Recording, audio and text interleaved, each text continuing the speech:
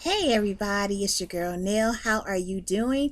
And welcome to the Tiny Studio. Today's video is kind of a dreadlock love video. Maybe I would not consider it such, but I would say this is a precursor to a video about starting your locks or your dreads if you are considering it. But anyhow, this is like my road or my journey to being a dreadlock diva. And it consisted of a few things. I think I spoke about the spiritual aspects of me wearing dreadlocks. I also spoke on the metaphysical reasons why I decided to wear dreadlocks. But this is basically mostly about the road that I decided to take before I actually started wearing dreads. As you know, or as you should know, if you are deciding to embark on the journey to in this beautiful journey of wearing locks, you need to start with beautiful fresh virgin hair. And what does that mean? That means hair that has not been chemically relaxed or processed. That's what it means. And that's not to say that you cannot lock your hair with it being relaxed, because I have seen people who have. However, that journey is fraught with a lot of bumps. And the reason is because um, your hair, when it's relaxed, is straightened and it's chemically straightened. And when it's chemically straightened, there are things that you need to do, of course, to maintain it. And when you do not um, incorporate that regimen into your hair maintenance, then what happens is that your chemically treated hair begins to dry out and it begins to thin and then break off. So, starting your locks with relaxed hair, you can do it, but I would not advise it. When I started my journey and I knew that I wanted to wear locks, I knew I would have to grow out my relaxer. And I didn't have any issues with that. However, what I decided to do was I decided to jumpstart my process. And what I did was I just cut my hair. I just shaved my hair. I just got rid of it. Cut all my hair. I went to my friend who is a barber. I went to his shop and I had him cut my hair. And I don't want to use the phrase ski ball, but my hair was, very, very, very short. Okay. Let me put it to you like this. All I had to do was brush it and use a wave brush at that. And that was the beginning of me falling in love with my hair texture again.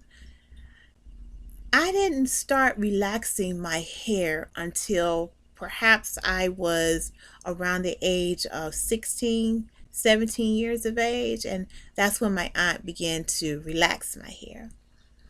And my aunt is a cosmetologist. And so she began to relax my hair. And so I had basically been a relaxed diva for 20 years, about 20 years until I, decided that I wanted to wear locks. Now, in between that time, I wore my hair without relaxers. There would be periods of time where I would take breathers and I would just have a hair that was chemical free. And I really enjoyed it. I really enjoyed my hair chemically untouched. And when I decided that I was going to start the journey of wearing locks, and I was still, gathering the strength and the courage to do so, I cut my hair and then I allowed my hair to grow into a teeny tiny fro. And with the teeny tiny fro, I was able to really get back to basics and the basics of natural hair care, which is something that if you are not familiar with, you quickly become familiar with that process once you begin to grow a set of locks. But my advice to anyone would be to start the journey of natural hair care and natural hair wearing before you jump into the dreadlock world. And I say that because we live in a society where I think that natural hair wearing and natural hair maintenance and care and all that stuff, it's not really embraced. When I'm on social media, I hear a lot of women say, I don't know how to do my hair. I don't know what my hair pattern, what my hair texture is. Because I don't know how to do my hair and because it's so difficult for me to manage my own hair, that's why I wear wigs and that's why I wear pieces and that's why I wear wigs. And I don't want to sound kind of uppity. And this may sound a little not cool, but when I was coming up, everybody combed their hair. Everybody. That was from the girls who had long hair like myself to girls who had so-called short hair, girls who had so-called straight wavy hair, girls who had hair because they were mixed cultures, girls who had hair because their DNA was predominantly African, all of us. I don't believe there was anyone in the era that I grew up in that ever said that they didn't know how to do their hair, because we all combed our hair. We all styled our hair. We all had friends who would help us style our hair. I remember when I was learning how to French braid, and I remember that one of my friends, well, two of my friends, Danielle and Desiree, helped me or taught me how to French braid my hair into French braids. Yeah, for real. Black girl magic was happening back in the 70s. When I turned on the TV, black natural hair was a thing. Everyone wore their hair. If you turned on Soul Train, and if you grew up in the 70s, of course, that was the one day a week that Black America came together to get down. To get down and to also celebrate blackness. And that was every Saturday, whatever time frame whatever part of the country. For me, it was Saturdays at 1:30 or 2 o'clock. And we would, sit there and watch Soul Train, and we would see the sisters on the show with these beautiful afros, beautiful hairstyles, with whatever amount of hair they had on their head. They still looked good. So to hear people, young black women, say, I don't know how to do my hair. So since I don't know how to do my hair and my hair is difficult, I just put a wig on, I get a weave. It saddens me because our hair is our beauty as black people. Our hair is everything.